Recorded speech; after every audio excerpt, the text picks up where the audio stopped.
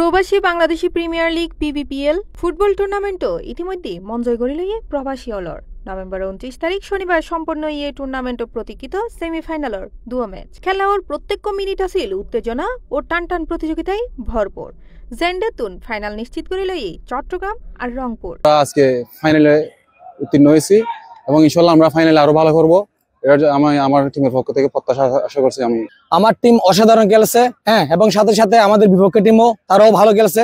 আমরা উভয় টিমে সুন্দর একটা খেলা উপহার দিয়েছি এবং ধন্যবাদ পিবিপিএল কমিটিকে। আগামী রবিবার ডিসেম্বরের 7 তারিখ আজইনে 7টায় অনুষ্ঠিত হবে এই টুর্নামেন্টের ফাইনাল খেলা। জেন্ডা মুখোমুখি হবে রংপুর রাইডার্স ও চট্টগ্রাম কিংস। আগামী রবিবার 7 ডিসেম্বর আমাদের সকল প্রবাসীদেরকে নিয়ে যে টুর্নামেন্ট আমরা করছি এখানের মধ্যে আমরা ফাইনাল দিতে যাচ্ছি। ফাইনালের মধ্যে প্রতিদ্বন্দ্বিতা করবেন আমাদের দুই শক্তিশালী টিম, রংপুর রাইডার্স এবং চট্টগ্রাম কিংস। পিবিপিএল এর ফাইনাল খেলা অনুষ্ঠিত হব আমিরাতর Ajman police sports and shooting ক্লাবর মাঠত।